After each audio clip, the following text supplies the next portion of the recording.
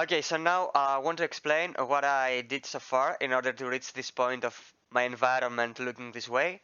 As I mentioned, I will do some things off camera, so you will not see me do everything on the screen on the videos that I upload on YouTube. And that is because it takes much time and it's a little bit of a repeated process.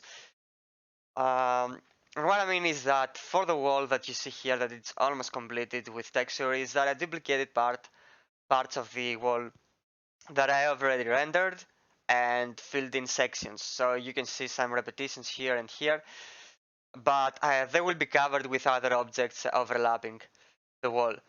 Also, what you see here, I created a little bit of atmosphere, and how I achieved it was by creating shadow effects, and that is by selecting areas and feather the selection, and then filling with black color and adjusting the opacity. So you can see the effects here on the edges of the wall, so it looks like it's fading into darkness, and also here and here, and a little bit in the bottom lines of the floor.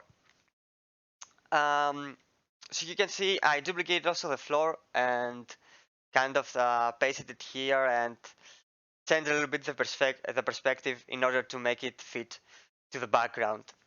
Also, the last thing I did was give a little bit of shape to the window and a little bit of the color I wanted to have in order to bring in the light, which is the same effect that I did with the shadows, just a feathered selection that I filled in with a bright blue color and fill in the scene so it's kind of look like there is a light source.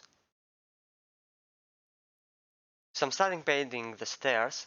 Of course, I make a selection of the stairs, and what I want to do is apply a mask. So I want paint outside of the staircase, and starting with the base color and fill in all of my blocks, my side hoods, and also the hoods that constitute the staircase.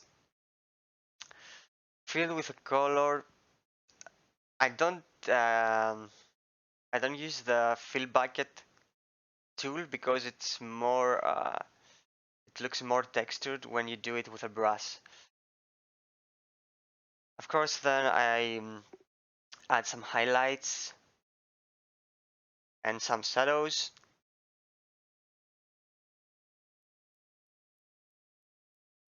And see how it works with the light source that I'm using. I see that it doesn't quite match, so I'm adding some highlights which is closer to my light source. So my highlights begin to get cooler. The more light the tone is, the more bluish it becomes. So I'm playing with the shape of my object. I add the highlights in the areas that they catch the light. So mostly the edges of every section, and of course some parts of the internal part of the staircase.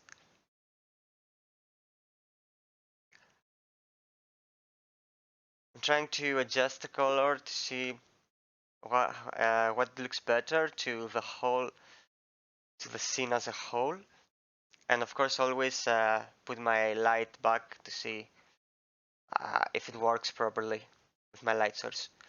Now, because this is a special object in the scene, it's an object that the player will interact. I wanted to make it stand out even more than the other parts of the environment. So the way I'm doing this is I'm not adding too much texture. I make it more like I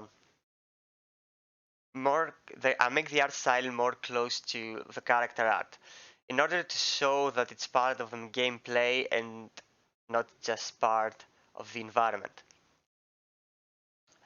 Because I want the player to be able to interact with its staircase, climb the staircase, and then do something in the top of it. So I want to make it clear that this is a part of the scene that the player can interact. Now I'm playing with the shadows a little bit. I want to give a little bit more form to the stairs and see how it's interacting with the light. So the internal part will be more shadowy than the external side woods. And now I'm kind of blending the colors. Now I also want to add some cast light of the object that will cast to the scene, and some self-occlusion that will block some of the light that the object receives. So I make some selections, and I fill in with black. Of course, I feather my selection so it will be more smooth, and try to define how this shadow will work. How this shadow will affect the floor, the walls, and the column.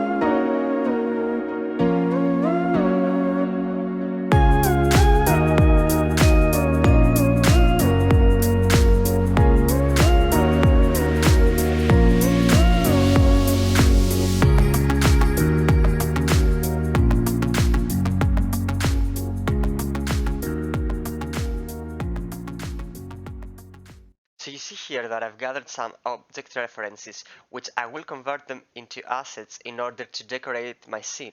And of course, I will be able to use this products in repetition in order to decorate all of my other scenes that I'm going to create.